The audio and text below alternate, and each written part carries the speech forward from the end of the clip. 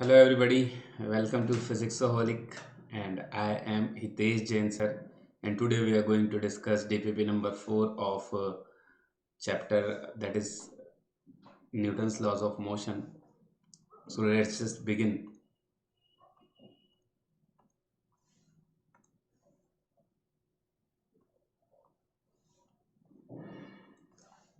So as we all know, just a second.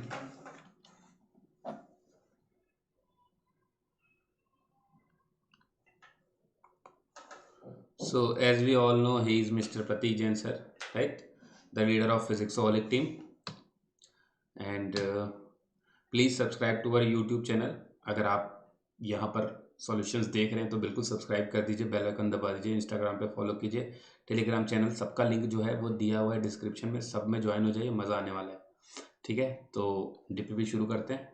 First question की तरफ अपन चलते हैं। फर्स्ट क्वेश्चन में क्या बोल रहा है कि 5 ग्राम की एक गोली है, 100 मीटर पर सेकंड से चल रही है, पेनिट्रेट करती है वुड ब्लॉक को 6 सेंटीमीटर तक और रुक जाती है।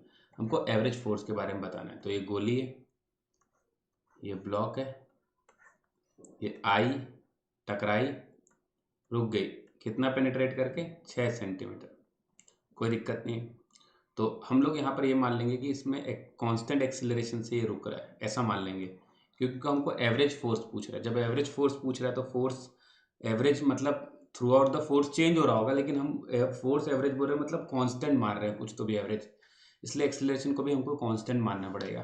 तो एक्सीलरेशन कांस्टेंट होगा, तो ये फॉर्मूला लगा लेता हूँ पहले। तो v square is equal to u square plus 2as, मैं ए निकाल के एम ए लगाने वाला हूँ तो फोर्स आ जाएगा, तो फाइनल तो जीरो हो गया। तो यू स्क्वायर मतलब 100 का स्क्वायर मतलब 10⁴ हो गया, तो -10⁴ इक्वल टू 2a की वैल्यू a रख लेते हैं और s की वैल्यू 6 इंटू 10⁻²- रख लेते हैं। ये 10⁻² उधर जाएगा तो 10⁶ हो जाएगा, तो a की वैल्यू आ जाएगी 10⁶ डिवाइड बाई 12, तो ये एक्सीलरेशन आ जाएगा। ये माइनस में आ रहा है, इसका मतलब वो रिटार्डिंग है बस, और कुछ नहीं। अब एम ए करना है बस, तो 10⁶ divide by 12 into m 5 into 10⁻³ gram में है ना, इसलिए ऐसा। तो बेसिकली इसको सॉल्व करेंगे तो ये हो जाएगा 5000 डिवाइड बाई 12, तो ये आ जाएगा 417 न्यूटन। आगे बढ़ रहे हैं। नेक्स्ट क्वेश्चन बोल रहा है कि एक व्हीकल है, व्हीकल चल रहा है 100 kg का व्हीकल है, 5 मीटर पर सेकंड चल रहा है, 1/10 सेकंड में उसको रोक लिया जाता है, तो कितना फोर्स लगा होगा? तो फोर्स हमको पता है, rate of change of momentum. Final momentum हो गया 0, इनिशियल मोमेंटम था 100 इंटू 5, टाइम लिया 1/10, 5000 आ गया माइनस में, माइनस बता रहा है सिर्फ कि मोमेंटम कम हो रहा है। आंसर आ गया ए। नेक्स्ट क्वेश्चन बोल रहा है कि a block of mass 5 kg is moving with speed 1.5 meter per second. चलो ठीक है, एक ब्लॉक है, इस तरफ 1.5 मीटर पर सेकंड से चल रहा है। A force perpendicular to 5 newton, पर परपेंडिकुलर एक फोर्स लग रहा है 5 न्यूटन का, मतलब इस तरफ ले लेते हैं, चलो 5 न्यूटन का एक फोर्स लग रहा है, इस तरफ वो एक्स में चल रहा है, इस तरफ वो वाई में चल रहा है। तो what will be the distance of block from point where force start acting. Force suppose यहाँ से स्टार्ट करता है एक्ट करना, यहाँ से एक्ट करना स्टार्ट करता है फोर्स, और हमको बताना है कि कितना डिस्टेंस वो टोटल ट्रेवल कर लेगा 4 सेकंड में, अगर 4 सेकंड तक लगता रहता है तो भाई इस तरफ तो कोई फोर्स नहीं लगेगा, तो इस तरफ तो कांस्टेंट स्पीड से चल रहा होगा, तो एक्स की वैल्यू देख लेते हैं। तो एक्स होगा स्पीड इंटू टाइम, क्योंकि एक्सेलरेशन जीरो है तो यू टी प्लस होगा, हाफ ए टी स्क्वायर तो जीरो हो जाएगा, तो टी की वैल्यू हो जाएगी कितनी 4, तो हो जाएगा 6 मीटर। तो इधर एक्स में 6 मीटर चला, वाई में देखते हैं तो वाई इज इक्वल टू, यहाँ पर तो एक्सीलरेशन है, अच्छा एक्सीलरेशन कितना है, तो फोर्स अपॉन मास, फोर्स भी 5 का, मास भी 5 का, तो 1 का हो जाएगा। तो यू टी, तो यू जो है अपना 0 है उसका इस तरफ, half a t square, half a की वैल्यू 1 है और टी स्क्वायर मतलब है 16, तो वाई की वैल्यू हो गई 8। तो ये जो भी चला है पार्टिकल, वो एक्स में चला है 6, वाई में चला है 8, तो बेसिकली वो यहाँ कहीं पहुँचा होगा एक्स में 6 और वाई में 8 चल के, मतलब ओरिजिन से बेसिकली वो 10 चला है। पाइथागोरस लगाओगे तो 10 आ जाएगा ए।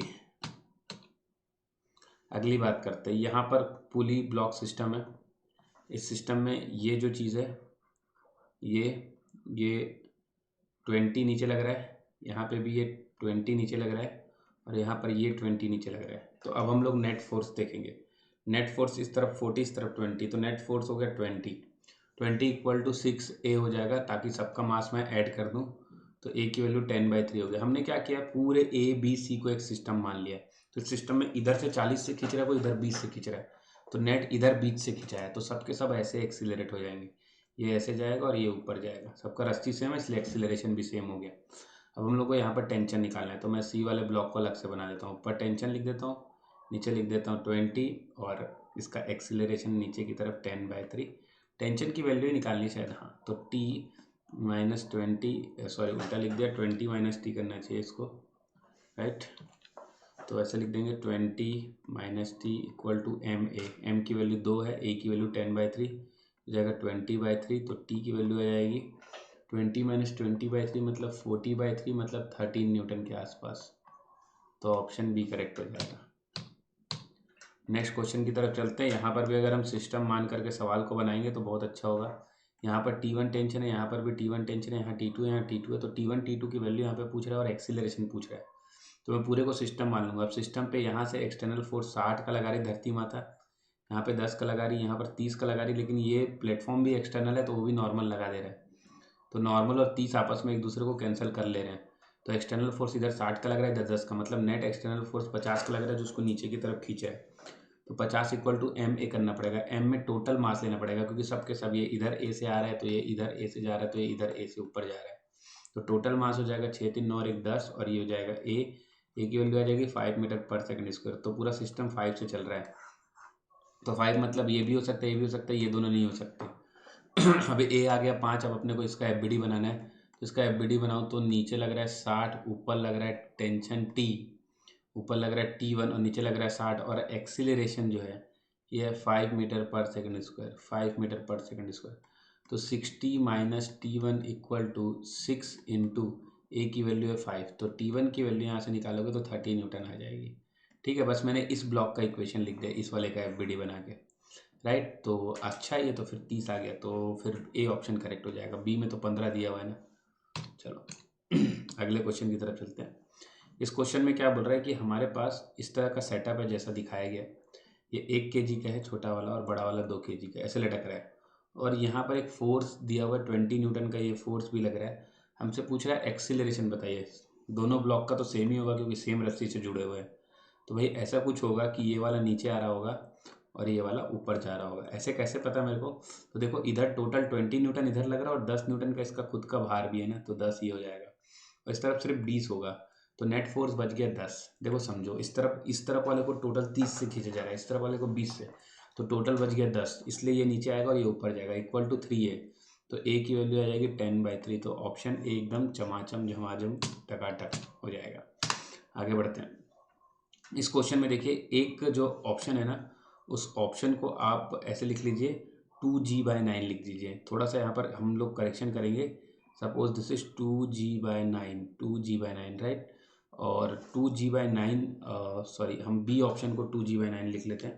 ठीक है, थोड़ा सा गड़बड़ हो गया था ये, और इसको मैं लिख लेता हूँ 2G/9 लिख देता हूँ। ठीक है, तो 2G/9 इसका करेक्ट आंसर है। थोड़ा सा यहाँ पर गड़बड़ हो गया था, कुछ छोटी सी मिस्टेक थी, कोई बात नहीं। अब यहाँ पर आप क्या करो, नीचे ये वाली चीज़ जो चल रही है वो बेसिकली M/2G नीचे फोर्स लग रहा है और ऊपर लग रहा है इसमें टेंशन T, तो सपोज इसमें भी टेंशन T लगेगा, ऐसा अपन मान लेते हैं। ठीक है, अच्छा अभी सपोज मैं मान लेता हूँ कि इसका एक्सीलरेशन A है, इसका एक्सीलरेशन A है, तो देखो इसका एक्सीलरेशन भी A होगा, आगे की तरफ इसका एक्सीलरेशन भी A होगा, और हम लोग ये मान लेते हैं कि इसका एक्सीलरेशन A डैश है, तो हम लोग ये बोलेंगे यहाँ पर कंस्ट्रेंट रिलेशन से, कि कंस्ट्रेंट रिलेशन से बोलेंगे A dash cos 60 must be equal to A बोलेंगे, तो A डैश की वैल्यू आ जाएगी, cos 60 की वैल्यू 1/2 है, इक्वल टू A आ जाएगी, तो A डैश की वैल्यू 2A आ जाएगी। ठीक है, मतलब अगर ये वाला A से नीचे आ रहा है तो ये 2A से आगे बढ़ रहा है, ये बात बड़ी एकदम पक्की बात है,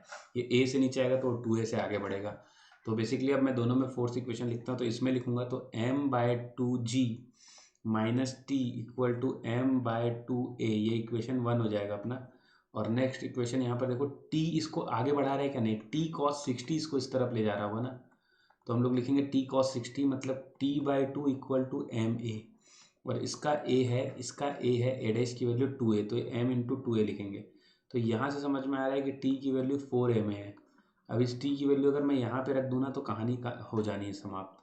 तो बेसिकली अगर मैं यहाँ पे रख दूँ तो ये हो जाएगा m/2g इक्वल टू ये 4m ए जाकर के हाफ एम ए से जुड़ेगा तो 9/2m ए आ जाएगा।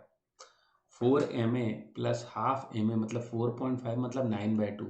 तो 2 कैंसिल हो जाएगा, m कैंसिल हो जाएगा, a की वैल्यू आ जाएगी g/9। हमको g/a की वैल्यू निकालनी है क्या? नहीं, हमको रिंग का एक्सीलरेशन पूछा है जो कि 2a, तो 2g/9 यानी कि ऑप्शन बी करेक्ट हो जाएगा। और यहाँ पर गिवन भी बी है। ठीक है, एक बार थोड़ा सा देख लेना इसको। चलिए नेक्स्ट क्वेश्चन की तरफ बढ़ते हैं। बोल रहा है कंसीडर द सिचुएशन, एक सिचुएशन आप कंसीडर कीजिए बोल रहा है। ठीक है, इसमें शोन है पुलिस स्ट्रिंग लाइट है, सब कुछ सही है, स्मूथ है, सब सही है। तो हमको सबसे पहले ये बताना है टेंशन कितना होगा स्ट्रिंग में। Find the tension in the string. कौन सी स्ट्रिंग में टेंशन पूछ रहा है? अच्छा, इसी पे पूछ रहा होगा, ये वाले स्ट्रिंग पे। ठीक है, तो चलो हम लोग पहले सबसे पहले तो देख लेते हैं। इस पर 10 इधर लग रहा होगा, 10 न्यूटन। ठीक है, ऊपर कोई टेंशन टी लग रहा होगा, यहाँ पर भी टेंशन टी लग रहा है, यहाँ पर भी टेंशन टी लग रहा है, यहाँ पर टेंशन 2t लग रहा है। अब आप देखो एक बात, आप ना मतलब ऐसे समझ लेना, मतलब मैं समझा रहा हूँ, हालांकि आप कंस्ट्रेंट रिलेशन निकालोगे तो भी वही आएगा, लेकिन मैं आपके टाइम बताने की एक बात बता रहा हूँ, टाइम बचाने की एक। तो अगर इसका एक्सीलरेशन ए नीचे होगा ना तो इसका a/2 होगा। ये बात कैसे बोल सकता हूँ मैं? देखो अगर टेंशन डबल होता है ना, t और a का मल्टीप्लीकेशन सेम होता है, t 2t into a/2, t a आ जाएगा, t into a t a आ जाएगा। तो बेसिकली अगर टेंशन डबल होगा तो एक्सीलरेशन आधा हो जाता है। आप कंस्टेंट से निकालोगे तो भी यही आएगा। ठीक है, फिलहाल तो मैं क्या कर रहा हूँ, फिलहाल मैं इसको सॉल्व कर रहा हूँ। तो इसका एक्सीलरेशन लिखूंगा कितना, 10 - t इक्वल टू लिखूंगा m a मतलब 1 है, इक्वेशन नंबर 1। दूसरा यहाँ पर लिखूंगा 2t equal to 2 into a/2, 2 cancel हो जाएगा, t की वैल्यू आ जाएगी a/2। राइट, यहाँ से t की वैल्यू आ जाएगी a/2, t की वैल्यू a/2 यहाँ पे रखता हूँ तो यहाँ पर 10 इक्वल टू आ जाएगा 3a/2। यहाँ पर रखने के बाद ये उधर जाके ऐड हो जाएगा तो ये जाएगा। यहाँ पर अगले क्वेश्चन में चलते हैं। m1 5 kg है, ये 5 kg का, और m2 10 kg का है, 10 kg। ठीक है, अब क्या बोल रहा है, connected at the end of an inextensible string passing over a frictionless pulley as shown when the masses are release the acceleration कितना होगा? बस सिंपल है यार ये तो। इधर देखो इस तरफ 100 का लग रहा है, इस तरफ कितने का लग रहा है, 50 का लग रहा है। तो नेट फोर्स आ जाएगा 50 का, 50 इज इक्वल टू 15a आ जाएगा। तो ये 3 टाइम्स चला जाएगा, ये 10 टाइम चला जाएगा, तो 10/3 मतलब g/3। तो ऑप्शन सी सही हो जाएगा। ठीक है, ऐसे फटाफट कर दिया करो इस क्वेश्चन को तो। अच्छा, यहाँ पर एक कंस्टेंट लगेगा, वेज कंस्टेंट। देखो कैसे लगता है वेज कंस्टेंट, मैं आपको बताता हूँ। बेसिकली अगर ये इस तरफ मान लेते हैं, इसका एक्सेलरेशन 9 है। ठीक है, ऐसे 9 है, और हमारा जो बेसिकली जो वेज है ना वो ऐसे आगे की तरफ बढ़ेगा। आगे की तरफ बढ़ेगा, कैसे आगे की तरफ बढ़ेगा? ऐसे ग्रीन से बता रहा हूँ। वो तो वेज ऐसे आगे की तरफ बढ़ेगा ए एक्सीलरेशन से, ऑब्वियस है। इसको नीचे करेंगे ना, ऐसे नीचे दबाएंगे तो वेज आगे की तरफ बढ़ेगा। अब मैं इसका नॉर्मल बना देता हूँ। ठीक है, तो नॉर्मल बेसिकली ऐसा कुछ बन जाएगा, this is the normal, this is the normal. अब हमको पता है ना इस तरह के क्वेश्चन में ना, along the normal, along the normal, ध्यान दीजिए मैं क्या बोल रहा हूँ, अलोंग द नॉर्मल, नॉर्मल की तरफ, नॉर्मल की तरफ हम लोग बोल सकते हैं कि एक्सीलरेशन सेम होगा। अगर नॉर्मल की तरफ एक्सीलरेशन सेम नहीं होता ना, याद रखना, तो वो एक दूसरे की घुस जाता, दूसरे के अंदर घुस जाता। जैसे कि 10 kg वाले वेज के अंदर घुस जाता ऊपर वाला ब्लॉक। ठीक है, तो बेसिकली इसका कंपोनेंट इस तरफ, जो कि ये वाला एंगल 37 है तो ये वाला एंगल भी 37 होगा, तो ये वाला 53 होगा तो ये वाला 37 होगा, तो 37 है। तो हम लोग लिख सकते हैं ऐसे 9 cos 37 जो है अलोंग द नॉर्मल, और ये जो a cos 53 है, a cos 53, ये दोनों जो है ना, ये जो दोनों है ना वो बराबर होने चाहिए, नहीं तो दिक्कत हो जानी है। तो यहाँ से a की वैल्यू निकाल लेंगे, तो g तो है ही है, नहीं 9 तो है ही है, cos 37 होता है अपना भाई साहब 4/5 है ना, इंटू अगर मैं इसको इधर लिख दूँ तो 5/3 हो जाएगा, इक्वल टू a हो जाएगा। तो 5 चले जाएंगे तो a की वैल्यू 36/3 मतलब 12 आ जाएगा। 12 मीटर पर सेकंड स्क्वायर से ये एक्सिलरेट होगा आगे की तरफ। ठीक है, ये आगे की तरफ 12 से एक्सिलेट हो रहा है। Force exerted on the rod by the wedge is, wedge के द्वारा रॉड पे कितना फोर्स लगा है? तो वही फोर्स लगा होगा जो रॉड के द्वारा वेज पे लगा है। तो देखो ऐसे मैंने क्या कर दिया, मैंने बोला कि भाई ऐसे कुछ तो भी नॉर्मल रिएक्शन ऐसे लगा रहा होगा। देखो जितना रॉड वेज पे लगा रहा होगा उतना ही वेज रॉड पे लगा रहा होगा ऑब्वियसली। तो अगर मैं ये वाला एंगल निकालने की कोशिश करूँ, ठीक है, तो ये वाला एंगल जो हो जाएगा, देखो ये वाला एंगल 37 डिग्री है, राइट। तो फिर अगर मैं बात करूँ तो ये वाला एंगल भी 37 डिग्री हो जाएगा और ये वाला एंगल हो जाएगा 53 डिग्री। तो बेसिकली इस रॉड को आगे की तरफ जो एक्सेलरेशन दे रहा है वो नॉर्मल रिएक्शन ही तो दे रहा है, तो वो एन कॉस 53 दे रहा है, एन कॉस 53। तो मैं बोल सकता हूँ एन कॉस 53, एन कॉस 53 की वैल्यू कितनी होती है 3/5 इक्वल टू एम ए होता है। एम की वैल्यू 10 है, ए की वैल्यू 12 है, तो हो जाएगा कितना, देखो एन की वैल्यू जाएगी ये 3 जा ये 4 जा, तो ये हो जाएगा 200 न्यूटन, ठीक है। 200 न्यूटन हमारा आंसर आ जाएगा, जो कि ऑप्शन बी है, ठीक है। तो यही चीज़ दिया हुआ है यहाँ पे, सॉल्यूशन में भी देख सकते हो। बाकी मैंने अलग तरीके से कंस्टेंट बताया, यहाँ पे अलग तरीके। मैं कंस्टेंट क्या बोल रहा हूँ, हमेशा वेज कंस्टेंट ऐसे लगाना कि नॉर्मल के अलोंग एक्सीलरेशंस को सेम कर देना। नेक्स्ट क्वेश्चन, एक पर्सन है जो 50 केजी का है, ठीक है। क्वेश्चन क्या बोल रहा है, एक आदमी 50 केजी का है, वैगिंग मशीन में लिफ्ट में है, इफ लिफ्ट डिसेंडिंग, ये लिफ्ट है, ये वैगिंग मशीन है, पता है आपको वैगिंग मशीन नॉर्मल नापता है, ठीक है। ये नीचे की तरफ डिसेंड कर रहा है 9 मीटर पर सेकंड स्क्वायर से एक्सीलरेट कर रहा है ना, डाउनवर्ड एक्सीलरेशन है। What would be the reading of, अच्छा 50 केजी का मतलब नीचे 500 हो जाएगा उसका वेट और ऊपर नॉर्मल रिएक्शन आ जाएगा। तो नॉर्मल रिएक्शन जो होता है वही आंसर होता है, तो हम लोग बोल सकते हैं 500 minus normal reaction equal to m a, तो 50 इंटू 9, तो 9×5 = 45, तो एन की वैल्यू आ जाएगी कितनी, 50 आ जाएगी ना, 50 आ जाएगी आई थिंक, राइट। तो 50 आ जाएगा तो 5 किलो, 5 किलो नापेगा बेचारे को। चलो तो भाई हो गया समाप्त, खत्म, फिनिश, खल्लास। जाइए सब्सक्राइब जरूर कर दीजिए, भूल गए ना सब्सक्राइब करना तो मज़ा नहीं आएगा यार, सब्सक्राइबर बढ़ते हुए दिखने चाहिए चैनल पे। हाँ इंस्टाग्राम, इंस्टाग्राम को मतलब कर दो यार, इंस्टाग्राम पे भी फॉलो और टेलीग्राम पे जुड़ जाओ, सभी लिंक दिया हुआ है डिस्क्रिप्शन बॉक्स में, बिंदास, ठीक है। चलो फिर बाय बाय।